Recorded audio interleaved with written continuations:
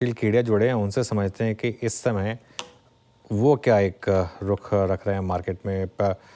सुशील, good morning. सबसे पहले तो मार्केट की बात हो जाए। इस समय आपका क्या व्यू है? ग्लोबल क्यूज शानदार हुए, अमेरिकी मार्केट में 6 दिन से रैली चल रही है, आज चाइना ने भी अच्छे मूव्स दिखाए और हमारी मार्केट में भी पिछले अगर आप एक हफ्ते में देखें तो निफ्टी में 1000 पॉइंट से ज़्यादा की रैली हुई है। ऐसे में आपका मार्केट व्यू क्या है? बिग मार्केट कॉल क्या है इस समय? देखिए, क्लाइमैक्टिक एटमॉस्फेयर है।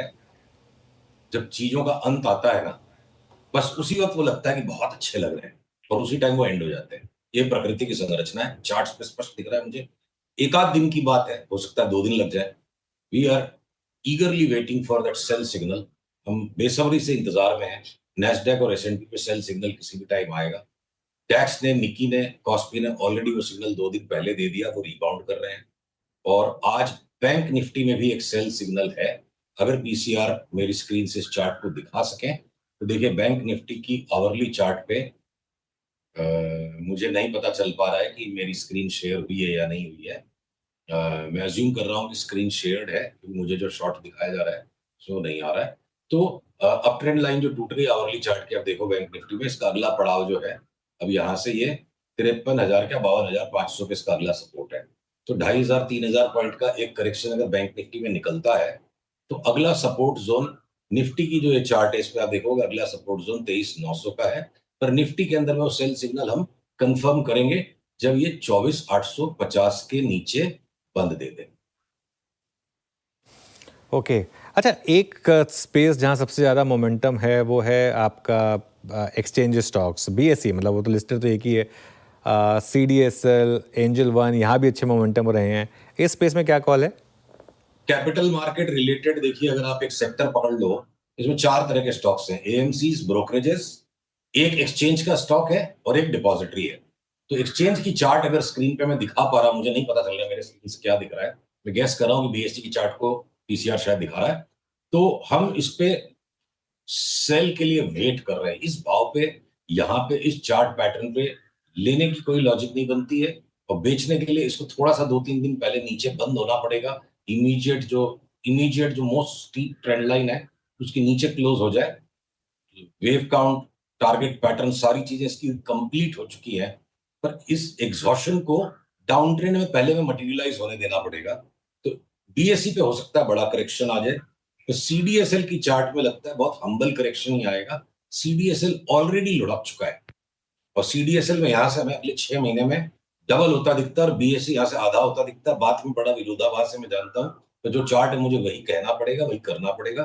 अब एएमसी के जो स्टॉक्स, चाहे वो यूटीआई एएमसी हो, चाहे निप्पॉन एसेट मैनेजमेंट हो, चाहे वो एचडीएफसी एसेट मैनेजमेंट हो, तीनों की चार्ट्स में सेल सिग्नल्स हैं, पैटर्न्स कंप्लीट है। इन्वेस्टर को यहाँ उन तीनों को होल्ड करके कोई बड़ी कमाई मिल जाएगी ऐसा नहीं लगता, बल्कि हो सकता है 25, 30, 35% तक का करेक्शन इन स्टॉक्स में आ जाए। अब ब्रोकरेज स्टॉक्स में जो लैगार्ड रह गए, एडलवाइस परफॉर्म नहीं किया, अब उसमें ब्रेकआउट आ गया। एसएमसी ग्लोबल परफॉर्म नहीं किया, उसमें ब्रेकआउट आ गया। एंजल वन और मोतीलाल ओसवाल अप ट्रेंड में ऑलरेडी है, पर वो इतने नॉइजी अप ट्रेंड है कि यहां से अब नई एडिशन उन पोजीशंस पे नहीं की जा सकती। तो brokerages are buy, AMCs are sell. Exchange को हम बेचने के लिए वेट कर रहे हैं और सीडीएसएल को हम हर डिप में और लेते जाएंगे। ये 4 तरीके के 4 स्टॉक्स की 4 विश्लेषण। ओके, बिल्कुल। टू व्हीलर स्पेस में बहुत शानदार मोमेंटम रहा है सुशील जी। हीरो मोटो ने लीड किया इसको, टीवीएस सबसे स्ट्रांग स्टॉक रहा था, आयशर मोटर्स में भी शानदार मोमेंटम है और पिछले 2 दिनों से तो जो सबसे रैंक अंडर परफॉर्मर है बजाज ऑटो, उसने भी चलना शुरू कर दिया है। यहाँ पर क्या मूव रहेगा या व्यू रहेगा? देखिए, टू व्हीलर्स के स्टॉक्स में बजाज ऑटो, हीरो मोटोकॉर्प ने ऊपर के भाव से अपने हाईएस्ट प्राइस से जितना स्टीप करेक्शन दे दिया है, तो इन चार्ट्स के अंदर में उस तरह की एम्पलीट्यूड है, उस तरह का फ्लक्चुएशन अवेलेबल है। रोज की ट्रेडिंग करने की कोशिश न करके इन स्टॉक्स को डिलीवरी के उद्देश्य से उठाएं तो 10% तक का जोखिम बर्दाश्त करने के लिए जो मानसिक तौर पर रेडी है, हो सकता है कि बजाज ऑटो में 18-19 हजार का भाव मिल जाए। यानी हीरो मोटोकॉर्प और बजाज ऑटो में मुझे 80-90% तक की अपसाइड करंट लेवल से नजर आती है, 10% के जोखिम में। टीवीएस में उतना स्टीप अपसाइड नजर नहीं आता है। रिस्क भी ज्यादा है क्योंकि टीवीएस ने ऑलरेडी उस लेवल का extraordinary superlative out performance in दोनों स्टॉक्स के भी सामने लास्ट 3-4 साल में दिया। थोड़ा थका हुआ लग रहा है। हमारी टॉप 2 पिक्स हीरो मोटोकॉर्प और बजाज ऑटो रहेंगी। और आयशर मोटर्स देखिए इंडेक्स के साथ साथ इंडेक्स के ऊपर में एक्स्ट्रा ऑर्डिनरी परकअप देता है, और अभी हमको लगता है आयशर मोटर्स, अगर हमारा निफ्टी का कॉल सही बैठ जाता है कि ये 22,000 में वापस निफ्टी एक बार मिल सकती है, तो आयशर मोटर्स हो सकता है काफी नीचे यहाँ से मिल जाए, उसको एक बार अवॉइड करें। रियल एस्टेट पर क्या कॉल है इस समय सुशील, रियल एस्टेट और रियल एस्टेट से रिलेटेड स्टॉक्स में? रियल एस्टेट में देखिए अनुज, एक विचित्र सी बात हो रही है। अगले पुल बैक में जो भी ये हो, जहां तक भी ये इंडेक्स को जाना है, उसके अंदर क्या पता डीएलएफ 8-10% का पुल बैक देगा कि नहीं।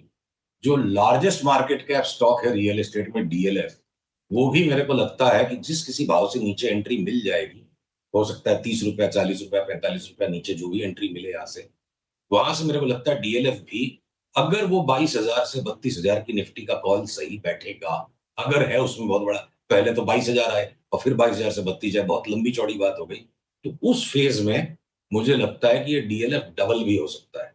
और अगर डीएलएफ डबल हो सकता है तो शोभा जैसा स्टॉक 3 गुना हो सकता है।